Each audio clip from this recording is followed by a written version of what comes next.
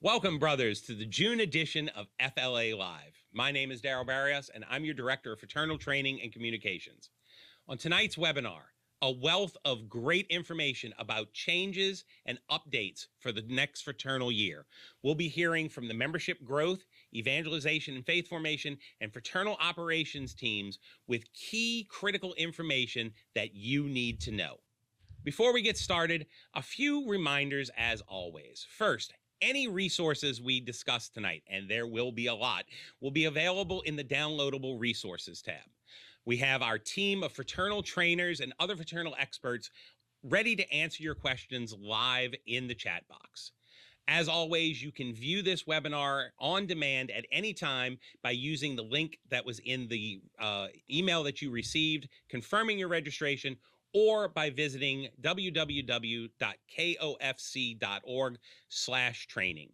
And finally, we want to hear from you about your council's programs, your great programs in evangelization and faith formation, in faith in action, in membership growth, in core, whatever it is. We want to hear from you to feature your council in our council spotlight segment. So as always, please send us your information to fraternaltraining@kofc.org. As usual, let's start our webinar with a prayer for the canonization of our founder, Blessed Michael McGivney. In the name of the Father, and the Son, and the Holy Spirit, amen. God our Father, protector of the poor and defender of the widow and orphan, you called your priest, Blessed Michael McGivney, to be an apostle of Christian family life and to lead the young to the generous service of their neighbor. Through the example of his life and virtue, may we follow your Son, Jesus Christ, more closely, fulfilling his commandment of charity and building up his body, which is the church. Let the inspiration of your servant prompt us to greater confidence in your love, so that we may continue his work of caring for the needy and the outcast. We humbly ask that you glorify Blessed Michael McGivney on earth according to the design of your holy will. Through his intercession, grant the favor I now present. Through Christ our Lord, amen. In the name of the Father, Son, Holy Spirit, amen. So, brothers, it's time for this month's Council Spotlight segment. And this month, we're focusing on Denison Council 830 in Denison, Texas, and their program of pro-life awareness flags. We recently spoke to the Council pro-life coordinator, Jerry Brundage, who gave us all the details of the program and how what it takes for councils to do a program like this. Let's take a look. We do quite a bit of pro-life activities in our council. One of the ones that we do every year, we've done for quite a few years, is a flag display where we bring out thousands of flags and put them in our parish lawn to raise awareness for the number of abortions that occur in America. The numbers actually changed some, but this past couple of years, we've put out over 2,400 flags, blue and pink flags, and they say pro-life on them. The number of flags we put out represents the number of abortions that occur in America every day. And to see a big grassy area covered with these flags really brings that home, to see the number of lives that are lost every single day in America.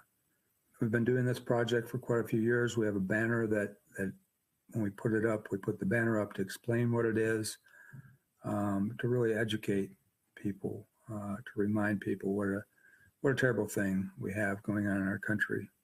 It also highlights our sign that we have in the same area, advertising our local pregnancy care center. Putting out the flags is a community effort. We involve, of course, our council, knights from our council, as well as members of our parish are invited, especially the youth groups, and they're always great. They always participate, and we can actually get it installed in just a matter of hours. We've been using the same flags over and over, mostly for quite a few years. They're pretty durable. They last a long time. It's a fairly straightforward activity in that we put out the appropriate number of flags to match our banner, and put them out in a more or less a grid, 2 to 3 feet apart. And again, the impact is this giant sea of flags. You can't help but drive by and see that and draw your attention to it. We always do this every year at the Roe versus Wade Memorial anniversary, and usually leave it out for about a month. We also do a hike for life that the Knights have organized. Done it for 4 years. This will be our 4th year this year.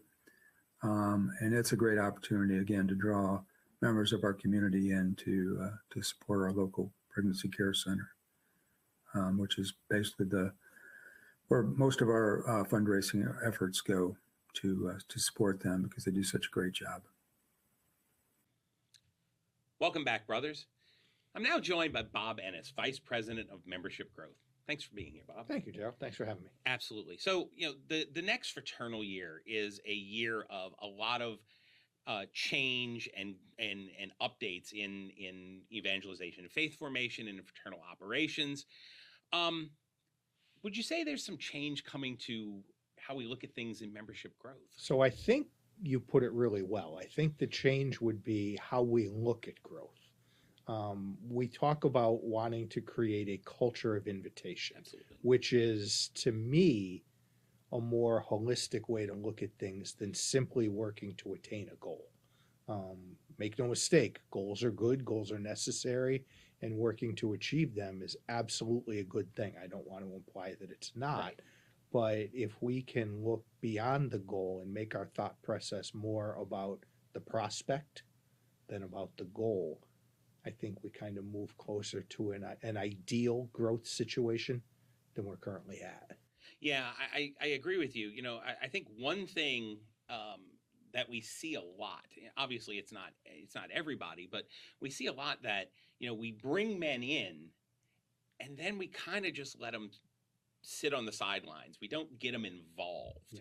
And I think that's a big piece of the pie, that invitation, not just inviting him to join, but then inviting him to be a part of council life, of the activities and the events that a council does. If you don't get a man involved like that, you're going to lose him.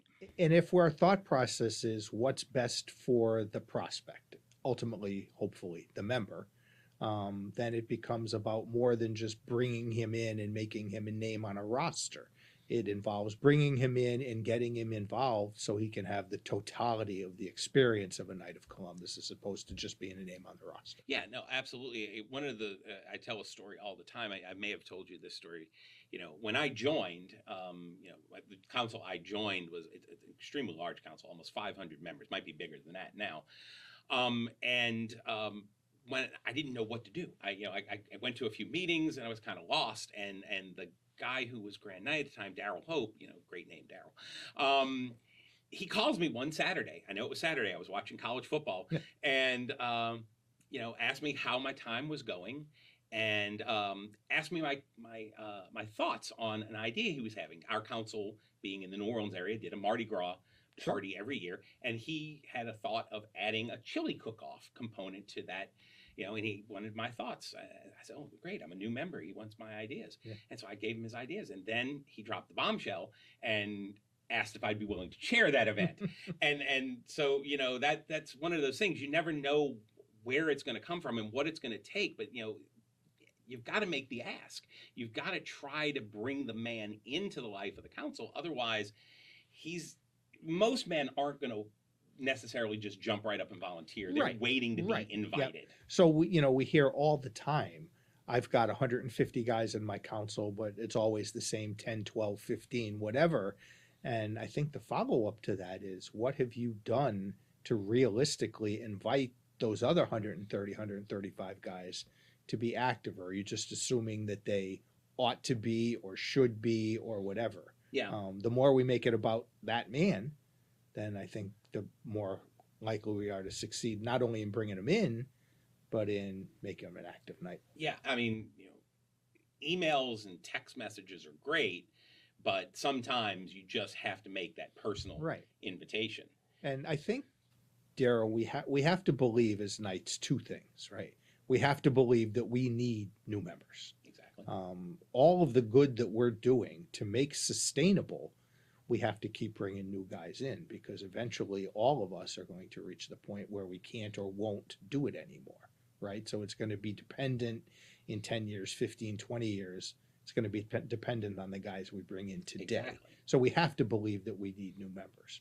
But I think equally we have to believe that they need us, that Yes. they need the fraternity, the fellowship, the opportunity to grow in their faith, the opportunity to put that faith into action for the betterment of their parishes and their communities and their families. They need the opportunity to protect their financial futures and their financial well-being. All that we have to offer as an order, we have to believe that that man needs as much as we need him. And if we believe those two things, Absolutely. then I think that opens the door to, as we talked a minute ago, looking at it a bit differently, looking at it Yes. more than just attaining a goal, but in maximizing the number of those men that we can give that experience to. Absolutely. So, Bob, I'm glad you brought up the financial protection, because that is a key part of who we are as an order. That stems all the way back to Father McGivney's original vision. Yeah, I was going to say, Daryl, I think it's even more than a key part. It's one of the founding missions of Blessed McGivney. Yeah, absolutely. He wanted to keep the men in the faith,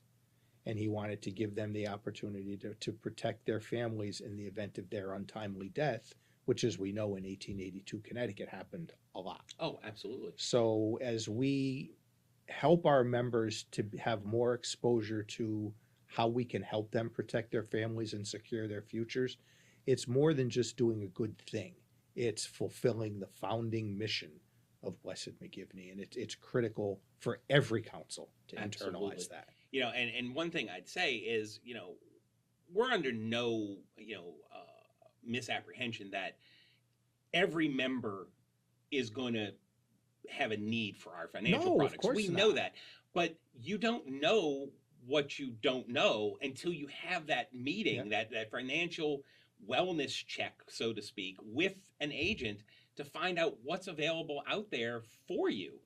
And I heard a general agent recently say it as, my agents are not going to be the, what do I have to do to put you in a car today, guys. That's not what they're trying to do. What they're trying to do is make sure that your protection and your plan for the future matches your needs, your goals, and your budget. Exactly. And if you already have that, then they're going to shake your hand, congratulate you, and be on their way. And a little later in our webinar, we're gonna talk about the changes coming to the Founders Award criteria, and how that all leads into what we're talking about right here. But of course, working with your agent, whether it's your field agent or your general agent, is, I think, key for every council. And we know that not every council has an agent right That's now. right. Sure. But when you do, building that relationship is incredibly important. And if a council doesn't, they can do something about it. Exactly. We've got an incentive on the table where if a council refers a field agent candidate to their GA, if he gets hired, once he hits 6 months as an agent, the council gets their Supreme per capita waived for 2 billing cycles. So if you've got a member in your council that you think might be a good agent, refer him. Absolutely. No guarantee that he's going to get hired, no guarantee that he's the right guy. But if he is, good for him, good for the order, good for your council. Exactly right. Anything else you'd like to share with us, Bob? No, just really, Daryl, thanks for the opportunity. And again, I think if we can sort of evolve our thinking a little bit into a culture of invitation as opposed to simply working to attain a goal. You and I had a conversation not long ago. If we believe those two things that we talked about earlier, if we believe that we need that member, and if we believe that that member needs us, that doesn't stop being true just because you hit a goal. Exactly. If you're at 50% of your goal or at 150% of the goal, if you believe those two things, you believe those two things. Exactly right. Thanks so much, Bob. My pleasure, Daryl. Thank you for having me. Oh, you're very welcome. Brothers, let's go ahead and now watch a little trailer about our Guard, Grow, Give initiative. I felt compelled to be insured and have life insurance for my family. I want to make sure that they have a plan or a safety net should something happen to me. In thinking through the process of retirement, it's always been on our minds that we wanted to make sure that the money we invested went to things that we supported as part of our Catholic faith. I had asked him, what are these charitable foundations that you're donating to, and how can we pick ones that are more aligned with our causes? It's a normal feeling to feel nervous, to feel underinsured, to feel not prepared, to feel like your retirement is not where it's supposed to be. Everyone faces some kind of financial challenge, whether it's wondering how their children will be supported in the future, should something unexpected happen, funding their child's college education, standing on the brink of retirement and feeling unprepared, struggling to find a charity that shares their values, or something in between. They need a guide, an organization that knows finances and the Church's beautiful teachings on our financial responsibilities. Now, we're excited to introduce a new video from the Knights of Columbus that will teach you the 3 essentials of Catholic finance: how to guard your finances, to protect your family, how to grow your wealth, to secure their future, how to give to those in need. Our financial or insurance professionals will provide you guidance based on the best principles of financial management, guided by faith. When I was working, my job took me all over the country, so I couldn't commit to anything very well. Now that I'm retired, I can start to become active in a lot of different things. Having the ability to spend time with family now is huge to me. I really see him become even more charitable than he already was. It obviously feels very good to finally be insured. I think knowing that there's a group of people out there that are willing to support you through that faith mission is obviously something that makes us feel even more confident. For over 140 years, the Knights have been trusted by Catholics to provide financial services to families that are inspired by Catholic values. Our faith and our finances should connect. We're trying to live a life of faith, and allowing yourself the ability to be financially secure and financially safe with your family allows you to be a little bit more faithful in your life. You can do this, and now is the time to get started. Enjoy greater financial freedom and spiritual peace. Coming soon to a parish near you.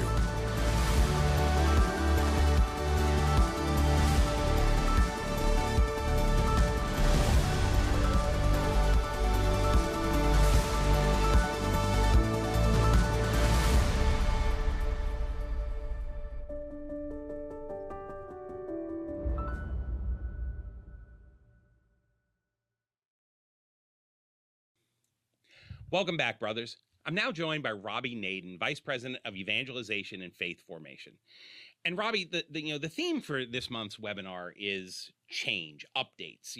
We've got a lot of new things coming for the 26-27 Fraternal Year, and I'm sure Evangelization and Faith Formation is no different. Absolutely. We're excited for the new Fraternal Year and getting new resources, updated resources for the field. So a big one that we've rolled out is a new leader guide for CORE. Our hope is to help councils that are running CORE sustain it, and to give councils that haven't started CORE that extra push, whatever resource they need to understand what CORE is about and how to get it going. So this new leader guide simplifies things, makes it very clear what CORE is and how you can get it going in your parish and in your council, and then what you need to keep it going for the long haul. So it's not a flash in the pan. We want CORE to be sustained as a council activity for the future. So this new leader guide is a great way to get that started. Yeah, and we're going to talk more about this later on in the webinar, but the annual council mailing that'll be going out soon, this new leader guide is going to be part of that mailing. Absolutely. And there's so many more resources that we want to get into the hands of our evangelization faith formation directors at the council level. So there's the online form to submit the name and email of your EFF director. And not only will they get these resources, they'll get other formation as well. Videos, guides, how to work with your pastor, how to lead a small group, how to have the conversations, and then also make sure that they have in their hands the resources they need, what's available to them. We have a wealth of material Yes. that we can't fit in one webinar.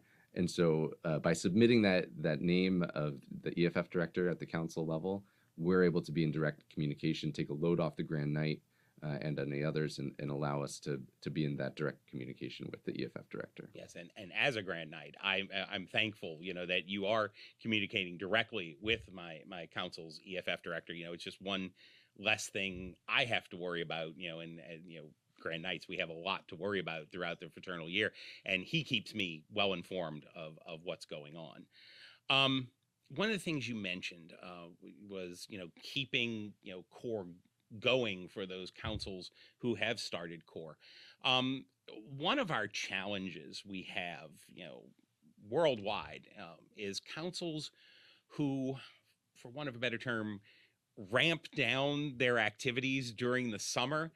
I would think, while that's, not a good thing for a council to do in general, I would think it would be especially difficult for core to try to get it started again if you stopped over the summer. Yeah, consistency is key, especially for something that's focused on the relationship. It's focused on building that fraternity, the brotherhood within the council and the parish. And so that summer months, well, yeah, you might not have the best attendance. People may be on vacation. But maintaining that consistency, you don't know the impact that might have of some guy who just needs that touch point in their life of talking to a friend and maybe loses that in those summer months. So remember, core can be flexible. It doesn't have to be the same thing every month or every week. Maybe in the summer it's a little bit more relaxed, and maybe there is more of that fraternal element that takes over, and you invite the pastor or your chaplain to give a little talk, but then the vast majority of the time is spent, maybe it's a barbecue or something like that, and core can really be that space. Yeah, I was just going to bring up a council that I know, the leaders from Louisiana. They're planning a core cookout this summer, which the fraternal part will be a little bit bigger, a little bit more than the faith part, because it's going to be outdoors, it's going to be in a park. They're not going to forego the faith portion of it, but they're making the fraternal piece a bit bigger because of what it is. Yeah, as long as we don't lose the heart of it, right? And the focus is on Christ. Maybe pray the rosary together before or after the meal, but you need that time as well. And so find ways to keep it fun, keep it lighter, but stay consistent over the summer, I think, is important. Absolutely. Pun not intended, I'm assuming, with keep the heart. Got to keep the heart. What else do we have new coming from EFF? I know y'all are constantly creating new content. Yes, definitely new formation content. There's a couple of smaller pieces that I think are perfect for councils, especially in light of the 250th anniversary of the signing of the Declaration of Independence. There's a new core formation session guide on Archbishop Laurie, the Supreme Chaplain's pastoral letter in Charity and Truth, which I think is perfect for our guys to go through this year, especially in the United States. There's also a new one on encountering the poor, which gives us some instructions, ideas. How do you actually serve the neediest of the needy with the heart of Christ? How do you bring Christ with you, but also encounter Christ in the other, which certainly applies when we're serving the neediest. But I think a lot of the practicals also apply when you're serving pancakes in the parish of how does that look like? But our biggest thing that we've rolled out this year is a new kind of retreat in a box. It's called Heart of the Gospel, and it's a partnership with Acts 29 Ministries and Father John Ricardo. Yes. And we're very excited about this. Our hope is for councils to be able to put on a men's retreat for the men of the parish, whether it's a day long or a weekend long. There's flexibility in that. And we know that for a lot of our councils that we don't have the budget to bring in a dynamic speaker. Yes. And so we're bringing the speaker to you. There's 5 videos and then additional resources and a script for leaders.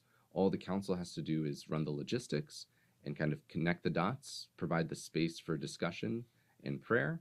And Father Ricardo's presentation of the gospel is just so compelling And so we're really excited to get that out to councils this year. Absolutely. And what would you say, this honestly just popped in my head as we're having this conversation. I could see a council using this, having the retreat and using that as a launching point to get core started. Yeah, I would say the two best case scenarios. One is as that launch pad of, hey, we haven't really gotten core going. Let's use this to bring guys in, have this big experience at the beginning, and then have core right after that. The other option is you've been doing core for a while. You've got a core group, no pun intended, of guys who want more. They want that next experience of how do I take my faith deeper? And maybe it's during Advent or Lent, have that weekend set aside and go deeper with a retreat experience. Absolutely. Anything else you wanted to share with us? So I just want to double down on this one as far as the heart of the gospel. I'm convinced that if we get guys going through this experience, hearts will be transformed. Absolutely. And that's going to change the dynamic of a council. It's going to change the dynamic of a parish. And I think men will encounter Christ. And so the more we can get councils on board, you can go to www.kfc.org/gospel. All the videos are there. All the resources are there for download, and then other resources will be available as print items as well. Absolutely. And I can tell you as a grand night, it's something I'm already discussing with our pastor to include in our schedule for this upcoming fraternal year. It just sounds like a great idea, and it may help us. We've been struggling a bit getting core started. We've been trying to find the right day, the right time, and I think using it as that launching point may be exactly what we're looking for. Yeah, excellent. All right. Robbie, thank you very much for joining us, all this great information. And brothers, would like to show you now a trailer about the Heart of the Gospel Retreat in a Box. Can I ask you a question, brothers? I say Jesus, you think what?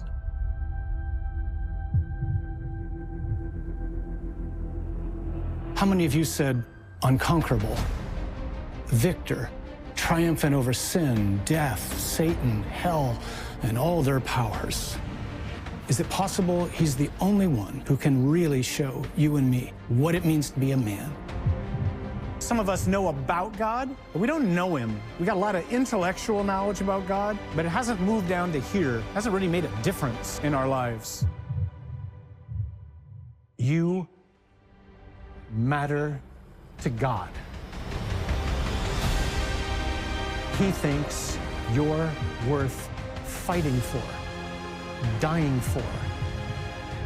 We're going to understand not only how much we're loved, but what the mission is to go out into this world and to do everything we can to rescue those who are living the nightmare that is life apart from God.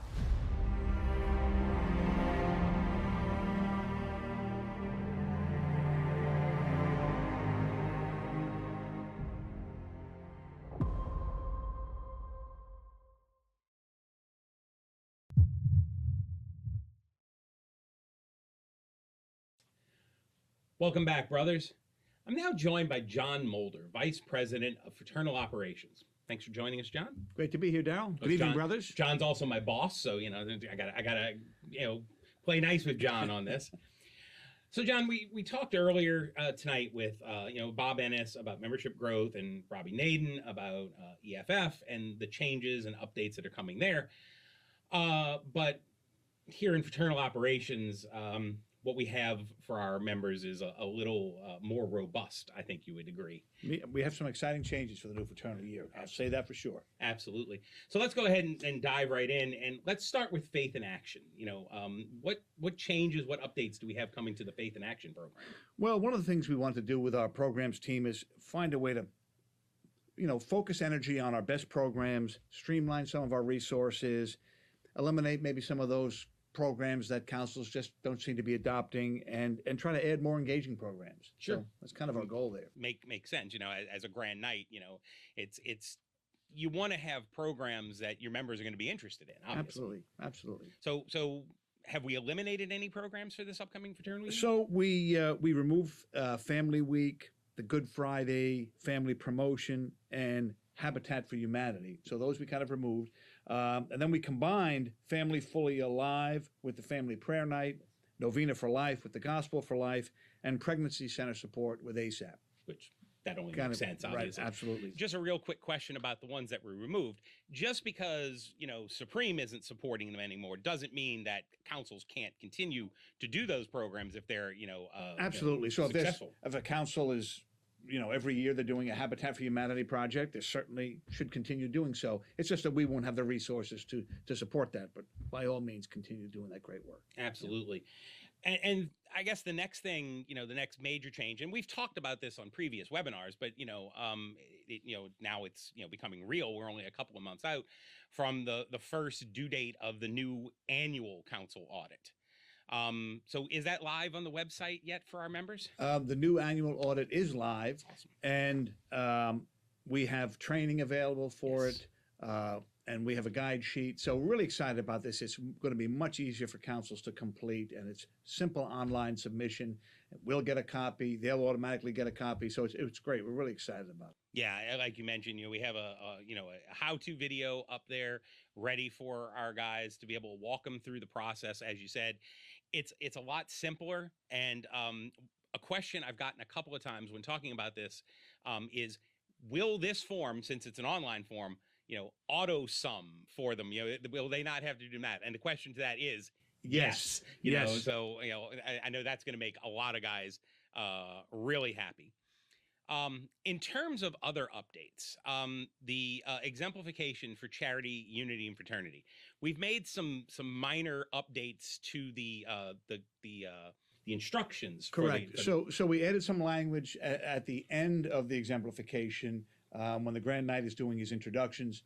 That there's language in there for him to introduce the field agent or general agent, whoever happens to be there, and give that agent an opportunity to provide some brief remarks and just to introduce himself to the new members and let them know that he'll be contacting them to talk about their benefits. Yeah, absolutely. And that goes back to one of the things we talked about with Bob earlier, the importance of building that, that relationship between the council and your field agent or your general agent, whichever one you're having to work with. And this is a good way to start that process. Absolutely. Absolutely. And did we also, I believe we added some instructions at the beginning, just informing the Grand Knight that he should reach out to his local fourth degree assembly if he'd like an honor guard, Correct. To have them available, that type of thing Invite as well. fourth degree leaders and Exactly. request an honor guard. Absolutely. Okay. So Yeah. those I would say are our easy changes. Would you agree? Yes. Oh, yeah. Okay. Well, those are So they're all easy, Dad. They're all easy, absolutely. The easiest ones to explain, I guess. So now let's move into our annual awards. The Star Districts, our council, McGivney, Founders, and Columbian. And let's start with Star District. Have there been a lot of changes to the Star District requirements? Not particularly, no. The membership growth component, which is to attain 70% of your combined council quotas, that's remains the same. Excuse me. Insurance promotion, 50% of the councils in your district need to earn the Founders Award, so that remains the same. So those two are the same. You have to submit the 944, the annual report on council status by September 15th. So then a couple of smaller changes. So every council in the district needs to support the 185, the 365, and the 1728. That was already part of it. And now we've added the audit, the 1295, the new annual audit. Every council should be doing it. We've made it so easy to do. It's only once a year. And then probably the biggest change is, in order to earn Star District, there have to be 2 Star Councils in your district. So previously it was 1, but now it's 2 Star Councils in order to be Star District. So if you have a district with 1 council, you would not be eligible for Star District. And if you have a district with 2 councils, both would have to earn Star Council. Sounds like a good change. Before we move on to Star Council, you mentioned the 944, the District Deputy Annual Report. Have there been any changes, significant changes? We make tweaks every year, but have there been any significant changes? Nothing significant. We modify the questions a little bit based on how we use the data and if we think we need to change how we're asking the question here or there, but very minor changes. We try to keep that form very tight, very concise, so that DDs really shouldn't have to spend more than, a couple of minutes on each council really filling it out. Absolutely. And of course, that's due on September 15th. Correct. Absolutely. All right. So now let's move on to Star Council. So I guess we kind of previewed a change already when we mentioned for Star District that, every council has to submit the annual audit as part of, for a district to be eligible. Obviously, that also means that a council has to submit their annual audit to be eligible for Star Council. And a lot of what just to preface before we get into this, that, the two main things we're trying to accomplish here is to recognize councils that are aligned with the priorities of the order, try to drive that mission alignment, and also to strengthen that relationship between the agent and the council, the field agent, the council, a state deputy, and the general agent. Supreme Knight has said many times, we're two lungs of the same body. And so you'll see these changes kind of speak into that, to driving mission alignment and driving that collaboration. So we're really excited about it. I think they're really good. I think the councils are going to like them. I think our members are going to like it. It's really good. Sure. In terms of the other, I guess, administrative requirements, forms, safe environment, per capita, being current with your per capita, nothing else has changed. Nothing else has changed. Just adding that audit piece. Everything else piece. is councils in the U.S. and Canada need to be safe environment compliant. That's all the same. And then submit your 185, your 365, the 1728, and now along with the audit. Right. 1295. Yep. So that's it. Okay. Yeah. Well, that sounds easy enough. Right. So let's talk about the component awards, the other awards that a council has to earn to earn Star Council. Let's start with the McGivney Award. I believe the McGivney Award is staying the same as it has been the last couple of years. A 6% intake based on your July 1st membership, and it's intake only, not net, just intake, with a minimum of 5 and a maximum of 15. So no changes from what it's been the last couple of years. Nice Awesome. and easy. Nice and easy. Right. Let's talk about the Founders Award, John. Sure. So for the last few years, the requirement for the Founders Award has been fraternal benefit events. The requirements of those have varied over the last few years, but it maintained that, councils had to do X number of fraternal benefit events with X number of members. That's changing for this upcoming year, correct? Correct. So this is kind of a natural extension of that. So we've had these general conversations, these FBEs, and what we want to try to drive now is that a little further collaboration, dive a little deeper. So for the Founders Award for next Fraternal Year, a number equal to 10% of the associate members on the July 1st council roster must meet individually with a field agent for a financial review. And that's a minimum of 5 and a maximum of 15. So to qualify, the meetings must be with new or associate members. And really the key for this, and I'm sure our leaders will hear this over and over again, but if you're a Grand Knight, get on the phone, talk to your field agent. Yes. It's the best way how are we going to do this? You're going to have a number. We will email all the councils their number so they know what it is. But again, it's a minimum of 5, a maximum of 15. So if your minimum is 5, let's just say, and it's the same for the McGivney Award, have your 5 new members meet with the field agent, and you're done. You got the McGivney and the Founders. And if it's a little higher than that, if it's 8 or 9, whatever it is, it really isn't that difficult. Just talk to your field agent and figure out how you're going to go about it. We've obviously changed the form for reporting. So we've got that form on the screen right now. Great. So it's a very simple online form. You're just going to go in there, some basic information, the council number, so forth, location, and then how many members are you reporting? You can collect them all up and report them at one time, or you can report them as you're going, and just a little drop down will come down and give us the member name and the date, and you're good to go. And a copy, again, will automatically come to us. A copy will automatically go to the general agent, and a copy will go back to the council. And so everybody has a copy, and we're good to go. Absolutely. And there's no requirement, just emphasize, no requirement to purchase anything. No. This is just a meeting for a financial review. So, and of course, I'm sure some of our members are out there going, well, what is a financial review? I just so happen to have the definition that was provided to us. A financial review with an insurance agent is a personalized check-in to evaluate your current financial protection, identify gaps or changes in your needs, and ensure your insurance and long-term financial strategies still align with your goals, family, and future plans. So like you said, it's a meeting to see where you are and to present options that we as the Knights, as a company, might have to help you fill in any gaps or changes in your situation, but there's no requirement for purchase. Right. And I'm sure some of our members that are watching now are saying their minds is going that they always do and say, hey, does this count? Does that count? Does this count? Again, talk to your field agent, right? Yes. If you don't have a field agent, talk to your general agent. If you don't know who your general agent is, ask your district deputy or ask your state deputy. And if for some reason you have a non-responsive field agent and you talk to your general agent and he's non-responsive, email Fraternal Mission. We'll take care of it. We'll look into it for you. We're not looking to hang anybody out here to dry. But the important thing is talk to your field agent. And Darrell just provided a broad definition. Your field agent may tweak it a little bit and say, hey, this is what I'm looking for.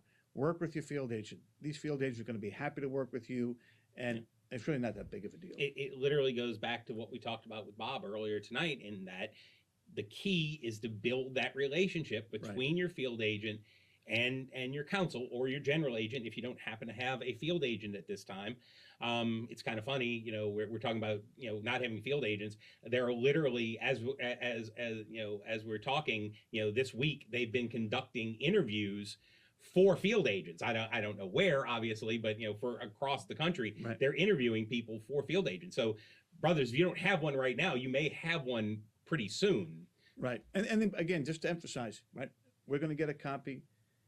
The council will get a copy. The general agent gets a copy, and as soon as we get it, we give the council credit. Exactly. So the onus is going to be on the agent to come back and challenge it if there's any challenge. So again, work with the field agent.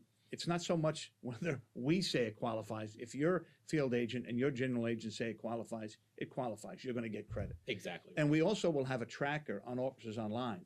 So you can track your membership quota on that same table. We're going to have that updated so that you'll be able to track your progress for these meetings. Well, that's great. Having it all in one place. Again, as a Grand Knight, that it's good that I'll be able to see everything in one place, as opposed to this is in one place and this is in another. Right. All right. So that's Founders Award. So let's finish up with the Columbian Award. This has been for years. 16 program credits. You could get, for featured programs, you could get 2 credits, and there was a lot involved in it. We're trying to make things simpler for our councils. It's one of the hallmarks we've been doing for years is trying to simplify, give our councils less work, less paperwork. What's changing on the Columbian Award, John? So we're really excited about this new Columbian Award. So the first thing is, it's online. It's an online application. No emailing anything in. You have to go online to complete it. It is much simpler to complete. You don't have to worry about, do I get 2 program credits for this, 1 program credit for that? It's very simple. Doesn't rely on creative writing. One of the challenges, and it's frustrating for our members in the field, but it's frustrating for us as well. We will review the current application, and it's very subjective. I may read it and say, oh, this is good, I'm going to approve this. You'll read it and say, no, they didn't meet it comes down to creative writing. So we eliminate all that subjectivity. So there's basically, just to get into the meat of it here, so there's 3 requirements for the new Columbian Award for next Fraternal Year. The first requirement is a council must participate in one of our flagship programs: ASAP, Food for Families, Coach for Kids, or RSVP. It's that simple. You simply have to check a box. If you go to the application, and this will all be laid out. It's on the screen right now. Oh, perfect. Yeah. So you just check the little radio dial, boom. We did ASAP. We did Coach for Kids. We did RSVP. Once you hit that, you hit enter, and you go to requirement 2. Requirement 2 is that every council must participate or complete 1 additional Faith in Action program in each of the Faith in Action categories: faith, family, community, life. Again, no reason to write anything down. You're just going to go check the box. We did this program, this program, this program. If you checked, for instance, ASAP in requirement 1, you can't check that again in requirement 2, and in fact, it won't even show up. Yeah. But so if you're tracking along here, requirement 1, do one of our flagship programs. Requirement 2, 1 program in each category. Requirement 3, we're asking council to do one of two things.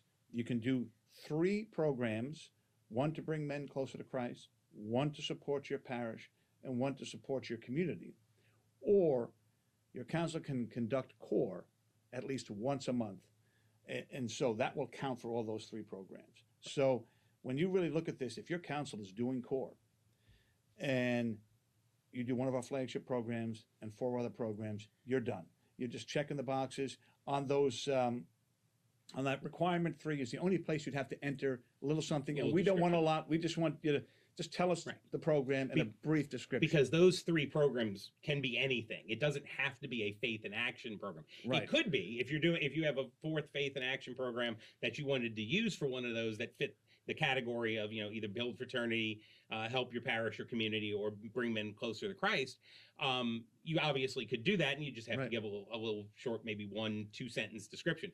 But if your council is doing some really unique programs that don't really fit the faith and action, model, one of the faith and action programs, this is the place to use that program. Right. This is where to do it. We would get those questions. I remember when I was the district deputy, I would get those questions. I want to use this program. Where does it fit? And that goes back to the creative writing aspect of the old Columbian Award. Of how we'd have to work it to make what the council was doing fit the faith and action model. Right. No, so we want to be able to recognize councils for the programs they're already doing, so they can use them here. Or, of course, if they're doing core, yes, then the only thing we ask on that is that you would enter then your council EFF director, his name and his email address. But it's a very simple form. Boom, boom, boom. You go right down. We're really excited about it. When it comes to core, again, I know, what about this? Does this count? Does that count? Don't get hung up on those things.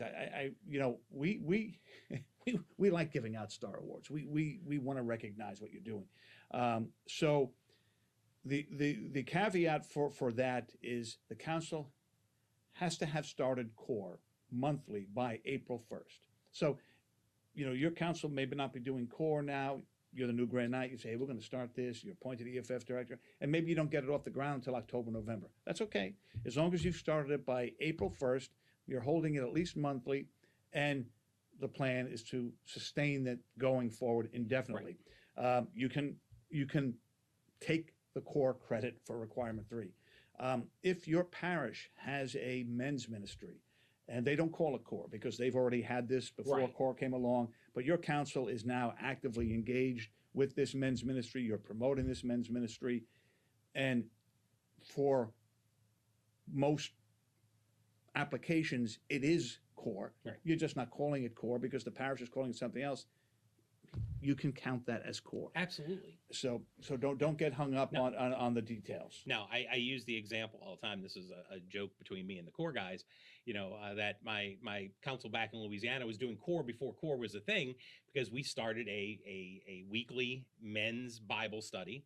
We had mass, then we had coffee and donuts and kolaches and stuff like that, and then we did Bible study.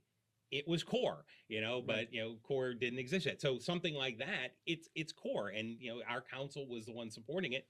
Count it. Yes, right. It isn't mandatory that we look at your bulletin and we see that it's called core. Yeah, absolutely.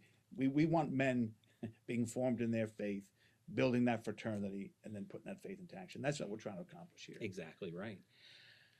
So, John, that's a lot of stuff for our members to grasp, I think, and to digest in one place. Obviously, all this information can be found in the Fraternal Leader Advisory. One went out today that has a lot of this information in there. It's all on the new website, the new version of the website. We have the information. Obviously, things like the new Columbian Award form, the new Founders Award form, those won't be available until after the new Fraternal Year starts on July 1st. We don't want to confuse people, have the new form up when you're still finishing under the requirements of this Fraternal Year. But things like the audit, that's already up and running. The new DD annual report, that's up and running. So yeah, I mean, and all the resource books are also updated with all this information. And I'm glad you brought that up, John. That was going to be my next point. Starting this week, and guys, we're at the mercy of the United States Postal Service, and Canada post for you gentlemen up in Canada. But our mailings, our annual council mailings, have started this week. And in that, I think we have it up on the screen now. Councils are going to receive a fraternal planner, a fraternal excellence guide, which has all these requirements in it, a new copy of protocols, meetings, and ceremonials, which has the new updated exemplification with the new instructions, an updated faith and action guidebook with the new programs, an officers online access infographic to tell you who in your officer structure has access to what in officers online, a suggested training by office infographic, a Fishermen guidebook to help with your membership growth, the new core leader guide that Robbie talked about earlier, as well as two other core content, a core formation content guide, which has a bunch of QR codes to take you to all the different books and resources and series that we have, and then a newer resource that the core team came up with called Working with Men's Ministries to help you work with those existing men's ministries in your parish. Right, and not to mention all the trainings and how-to Absolutely. videos that your team has put together, Darryl, for Exactly. all these changes. So there is plenty of support out there to help our fraternal leaders in the field navigate these changes. And John, to prove that these webinars are live, I just happened to glance down at my notes and realized we forgot to mention something when we were talking about Faith in Action. There is a new program coming out this year. Shame on us, Darryl. Yes, right? we did. We forgot. I remembered it before we finished. We were moving too fast, right? So in addition to formally adding the 8 programs that are targeted for Hispanic communities, Yes. but again, any council can do them. We have added Build-A-Bed this year. Formally, finally, you've heard about Build-A-Bed. You've probably seen the videos on other FLA Lives. So we're really excited to have this partnership with Sleep in Heavenly Peace. This is a great program. Council has to raise a little money to do it, but it is, this is a great program for the whole family to come out. Yes. Fathers and sons, mothers and daughters. I mean, the interesting thing is they come with everything, and there's a job for everybody. So we actually did this in my council, and it was just so much fun. We actually rolled out the grills and had hamburgers and hot dogs after we finished. And in half a day, we built 20 beds. I really encourage councils, if you're looking for something to really kickstart your council and get the men of your parish. There's nothing guys love more. Hey, we're going to build beds for kids that don't have a bed, that are sleeping on the floor. Nothing energizes a parish more. And I was going to say just what you just said there. It will really help energize your council, but this is an event that obviously can be opened to the whole parish to participate in. Yes. Oh, it's a great way to bring men in. Exactly. I mean, guys that were curious, well, I'm thinking about the nights. I'm not sure what they do. We build beds for kids Yes. that are sleeping on the floor. Hey, sign me up. Get those guys who like to do things with their hands. I mean, yes. That's not everybody. I'm not one of those guys. But they have, but Darryl, you don't have to. No, exactly. They have a brand, that you somebody just has to put the brand on there or dip it into the stain. So you don't have to be a skilled carpenter to build these beds. They come in and they walk you right through everything. Oh so yeah, it's great. it's great, and like you said, there's a job for everybody. Even if it's just a runner, running stuff back and forth. Even the smallest kids, can have something to do to help out. Right. Absolutely. So another great program, like you said, a great partnership with Sleep in Heavenly Peace, a great organization. So yet another program that councils can use for that new Columbian Award. Right. Absolutely. And it'll be on the form. It'll be one of the buttons. Right. So John, that was a lot. I think we're both a little out of breath from going through all that. So I want to thank you. Guys, I'm sure are asking a ton of questions in the chat box. Our trainers are answering them, and of course, we'll answer anything after the fact that we may not be able to get to before the end of the webinar. This is going to be a great year. I'm really excited for all these changes, and I wish all my brother knights out there and all those particularly the new DDs and the new grand knights, the new guys stepping in, I wish you every success in this upcoming year. We're here to help you. Darryl's team particularly, they're the trainers. They're doing all the training videos, all the how-to videos, all the resources you need to succeed. So really, we're here to help you. Absolutely. Thanks a lot, John. All right. Brothers, talking about programs, let's go ahead and watch a video about our global wheelchair mission program.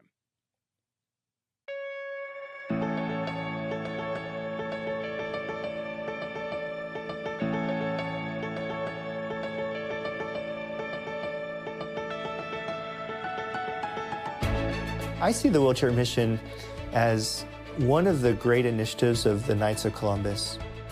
It was just so moving, one by one, as we gave these wheelchairs to these people, to see the generosity and the help of the church for people who are in need. This is a gift that's very meaningful to them and their families, because a wheelchair doesn't just change one life, it changes an average of 10 lives for every wheelchair you deliver. This is what's great about being a Knight of Columbus and partnering with American Wheelchair Mission, is that you're making a difference in people's lives. I've worked with the Knights of Columbus since 2006, and I cannot say enough about them. It seems they're truly knights in action. I think one of the biggest gifts is giving people hope and another outlook on life. Still a touching experience. You can help these families with their gift of mobility. That God is working through us to provide these wheelchairs. We can change the world. Mother Teresa tells us, one smile at a time. Well, I think we're changing the world one wheelchair at a time.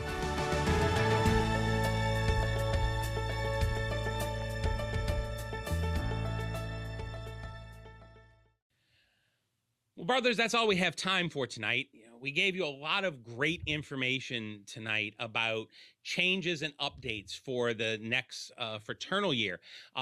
If you asked a question in the chat box and it was not answered live tonight, either by one of our trainers, or we did put a few into the webinar as they were coming across the screen, we will answer all of those emails. You'll get an email from us within 1 to 2 business days. As always, we ask that you take a few moments to fill out the survey that's going to pop up on your screen following the end of this broadcast. As a reminder, you can go back and rewatch this webinar at any time on demand, again, either using the link that was in your confirmation email or by visiting www.kofc.org/training. And finally, a reminder, if your council wants to be featured in our Council Spotlight segment, please email us at fraternaltraining@kfc.org with your great programs, your great core meetings, your great membership drives, whatever it is that makes your council special. Just a reminder, save the date for our next FLA Live. The July webinar will be on July 23rd. Same time as always, 8 p.m. Again, always available on demand at any time.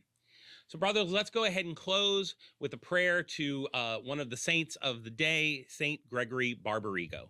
In the name of the Father, Son, Holy Spirit, amen. St. Gregory Barbarigo, faithful bishop and servant of Christ, you worked with wisdom and humility to renew the church through education, compassion, and pastoral care. Pray for us that we may lead lives of active charity and faith, using our talents to serve others and glorify God. Help us to value knowledge, remain available to those in need, and lead with integrity in every area of life. Amen. In the name of the Father, Son, Holy Spirit, amen. Brothers, thank you once again for joining us. Have a great finish to this fraternal year, and I look forward to seeing you again in July for our new fraternal year. Vivat Jesus.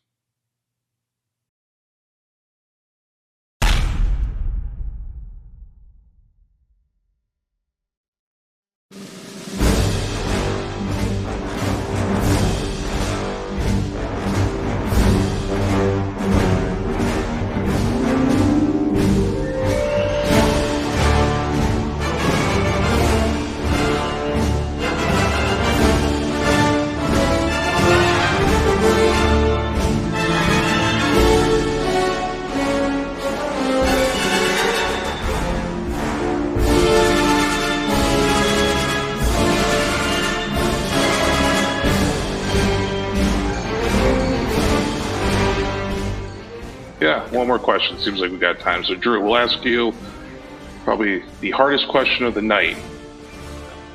Do you expect to get Star Council as a Grand Knight? Well, the current Grand Knight is about to get double star, so I need to get triple star to outdo him. So that's my goal, is triple star. Everyone in the chat is probably laughing at me because they, but that is my goal, is triple star. Talk to me a year from now. We'll see where I'm at. So remember this. We'll Thank you very revisit much, this in 1 Kevin, year. So, as the Grand Knight of Council 1 who made a claim a few webinars ago about getting triple star council, how is that progressing along for you? Wow.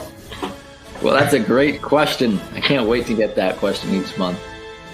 So, what I had said was that it was my goal. So, I just wanted to correct the record. I do have 7 members. I have 7 members, so I'm still on pace for triple star council. We need 45 members. Please keep me in your prayers.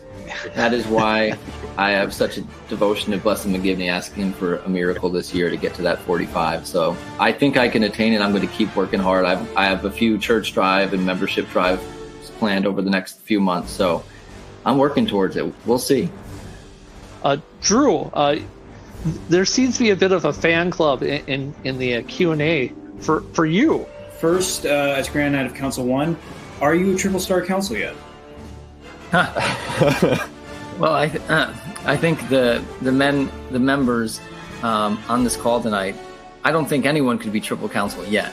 So I'm not triple star council yet, but I do have 9 members. Drew, we're going to throw it back to you. So, all right, here we go. As Grand Knight, how is your council doing during this mid-year checkup? Where do we stand on that Star Council Award?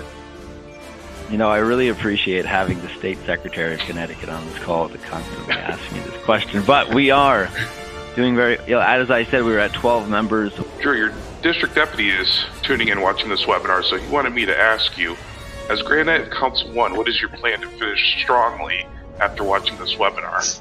I can guess this. I can already guess the question. They're asking how are things going on your quest for triple star council? Well, we have 29 members, 29 new members, right? The goal is 45. We have a month left. We're doing all we can. Again, I mentioned the church drive-a-thon. I'm very confident. Pretty much, well, it's guaranteed we're going to get double star. Hello, brothers. Over the last few years, you would realize that at the end of each webinar question, I would ask our Grand Knight of Council 1, Drew Dillingham, how his progress towards Star and Triple Star Council were going. Drew has graciously accepted my invitation here today to give an update on how his progress to Triple Star has gone. Drew? So, last year, all the haters, including the worthy state deputy, said that I couldn't get triple star. As you can see from the plaque behind us, hopefully you can see it was a double star. So in that way, our worthy state deputy and all the haters were correct. However, I'm here today before all of you to share the great news that Council 1, San Salvador Council 1 in New Haven has just achieved triple star council. I'd like to thank all my council members, membership director and Deputy Grand Knight Frank Quadrino, my district deputy Daniel Isabel, but especially our worthy state deputy Kevin Glazier for all of his words of encouragement and doubt that helped our council achieve this great status. So thank you, worthy state deputy. It's great to be under your leadership, and looking forward to the future. Thank you very much, worthy Grand Knight. So see, brothers, all you have to do is throw down a challenge, and you can get Grand Knights to get double star, triple star. Just throw down the challenge, say that it can't be done, and watch them prove you wrong. So thank you, Drew, for doing that. For our viewers, Drew, can you describe some of the best practices that you did to earn triple star council this year? Right, so I think having the right member, the right knight in the membership director position is very important. We had a great membership director. He was always talking at our events and inviting men to join. Having a good chaplain is important. And then also starting a roundtable, if that's possible. I think that's, the huge part of why we were able to be successful is that we started a roundtable at a nearby chapel and were able to bring in additional members from there. But yeah, just the words of encouragement from the state deputy and district deputy and them staying on top of you really go far. So, yeah. Thank you, Drew, and thank you for showing off your plaque right behind us. It will be updated with triple star. So it'll be updated, year, yes. So thank you. So, Yeah, but yeah, despite all the jokes I was making previously, yeah, if you put the work in, it's possible. It's really hard to earn double and triple star, but it's possible. But you just need to have the right people in place and do what your state deputy and district deputy and the people around you are encouraging you to do. Now, Drew, I will say we still have a few days left of this fraternal year. Make sure that we don't fall out of safe environment compliance. Right. And yeah, I also forgot to mention, you know, it's also helpful being at St. Mary's Church in New Haven. That's very helpful in recruiting members when you have the sarcophagus of our founder upstairs. So, yep. It's been a great couple years this Grand Night. Excellent, Thank Drew. you, We look forward to your retirement and wish you all the best of luck on any future endeavors. And brothers, we also pray for your success for this fraternal year and to start the next fraternal year strong. Thank you very much. Viva Jesus. Viva Jesus.